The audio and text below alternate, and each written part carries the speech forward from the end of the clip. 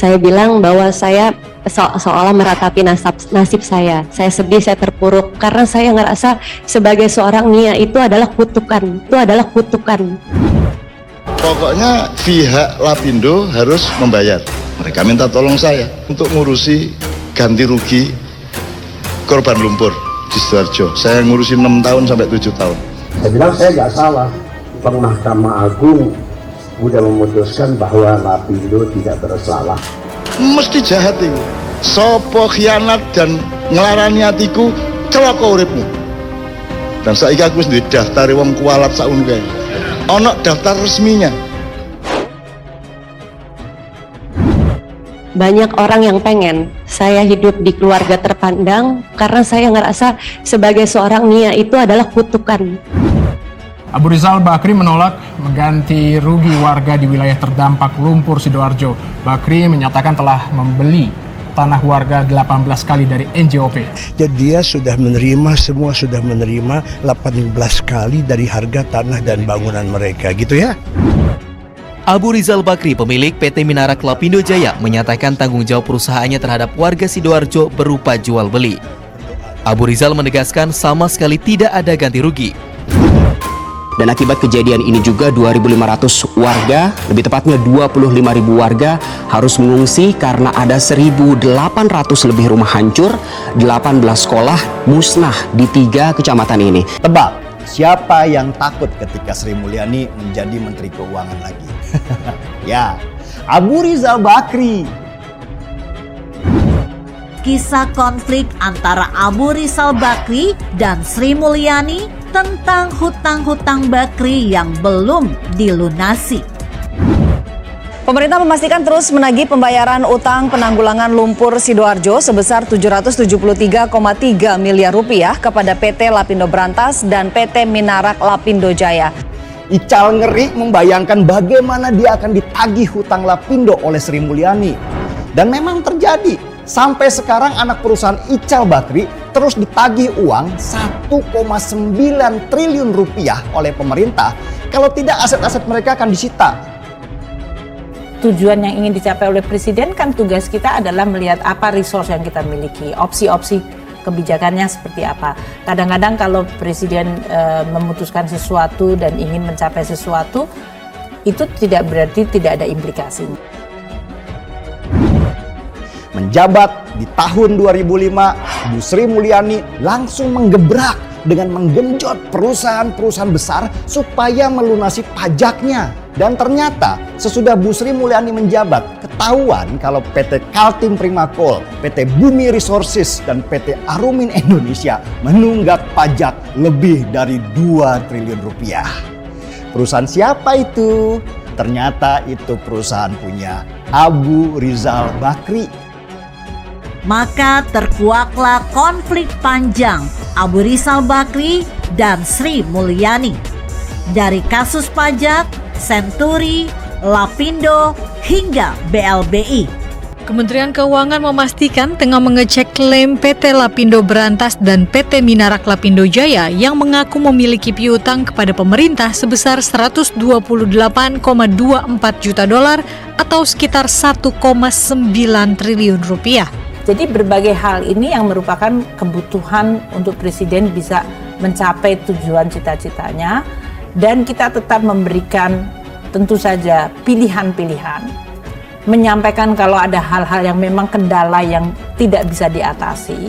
Kalau ini kendala politik, tentu Presiden akan mengatasinya melalui kekuatan politik yang dimiliki. Sampai sekarang anak perusahaan Ical Bakri terus ditagih uang 1,9 triliun rupiah oleh pemerintah. Kalau tidak, aset-aset mereka akan disita. Abu Rizal Bakri dulu beda dengan yang sekarang. Sekarang dia bukan siapa-siapa dan tidak punya kekuatan apa-apa. Kemenq masih mempelajari keinginan Lapindo untuk menyelesaikan pembayaran utang dengan perjumpaan utang atau membayar utang dengan piutang. Saat ini pemerintah terus menagih utang sekaligus melakukan pendampingan untuk perbaikan kualitas aset Lapindo yang dapat diserahkan kepada pemerintah apabila terjadi gagal bayar. Republik ini akan jalan selamanya.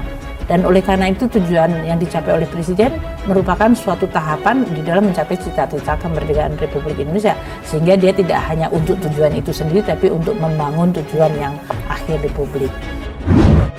Saya bilang bahwa saya seolah meratapi nasib saya. Saya sedih, saya terpuruk karena saya ngerasa sebagai seorang Nia itu adalah kutukan.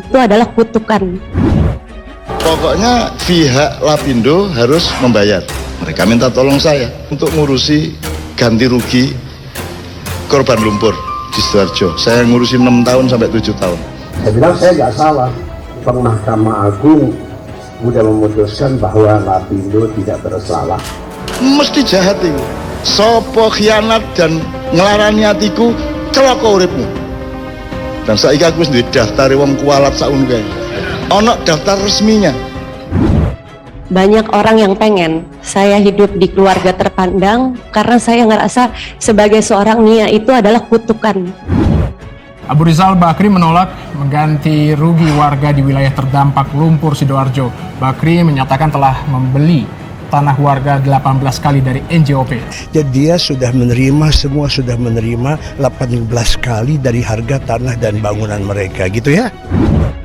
Abu Rizal Bakri, pemilik PT Minarak Lapindo Jaya, menyatakan tanggung jawab perusahaannya terhadap warga Sidoarjo berupa jual beli. Abu Rizal menegaskan sama sekali tidak ada ganti rugi. Dan akibat kejadian ini juga 2.500 warga, lebih tepatnya 25.000 warga harus mengungsi karena ada 1.800 lebih rumah hancur, 18 sekolah musnah di 3 kecamatan ini. Kadron saya kadron terbesar di Indonesia. Kadron tidak pernah merampok, kadron tidak pernah merampok duit negara, tidak pernah korupsi, tidak pernah mengkhianat. Ketua GNPF Ulama Yusuf Martak yang juga pernah menjabat sebagai Vice Presiden PT Energi Mega Persada yang merupakan anak usaha Bakri Group. Yusuf Martak ini merupakan tokoh yang banyak terlibat dalam proses ganti rugi korban lumpur Lapindo, dan saat itu juga Yusuf Martak ini yang menjadi perwakilan Lapindo dan mengatakan tidak sanggup kalau ganti ruginya sebesar 3,8 triliun rupiah. Saya sebagai profesional pernah bekerja di PT Energi Mega Persada Tbk yang mendapat kucuran dana atau yang dinamakan hutang Lapindo. Pokoknya pihak Lapindo harus membayar. Mereka minta tolong saya untuk ngurusi ganti rugi korban lumpur di Sidoarjo. Saya ngurusi 6 tahun sampai 7 tahun. Dan akibat kejadian ini juga 2.500 warga, lebih tepatnya 25.000 warga harus mengungsi karena ada 1.800 lebih rumah hancur, 18 sekolah musnah di 3 kecamatan ini. Saya tidak tahu, menahu, dan tidak mengenal hutang Lapindo. Mesti jahat itu. Sopo khianat dan ngelarani hatiku celaka uripmu. Dan saiki aku wis duwe daftar wong kualat sakun kae. Ono daftar resminya.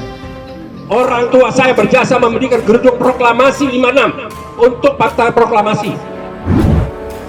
Kita berhadapan dengan musuh yang berkamuflase seolah-olah menjadi orang Indonesia.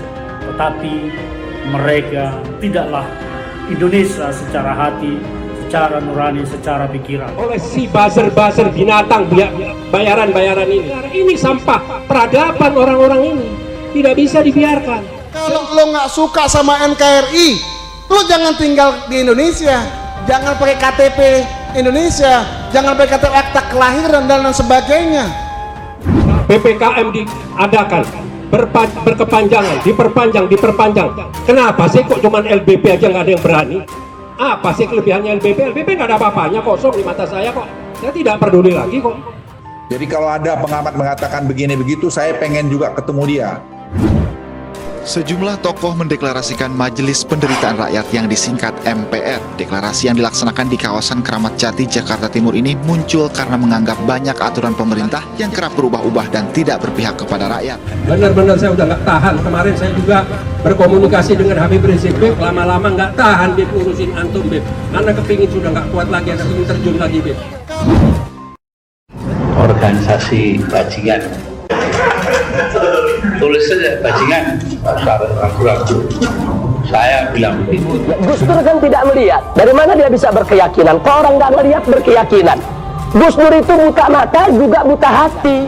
Gus Dur itu buta mata juga buta hati. Sejak organisasi masyarakat Front Pembela Islam didirikan, beberapa peristiwa terjadi di sejumlah lokasi. Pada awal Juni 2008, FPI melakukan pembubaran paksa demonstrasi Aliansi Kebangsaan untuk Kebebasan Beragama dan Berkeyakinan. Mereka menolak hadirnya Ahmadiyah yang dianggap sesat.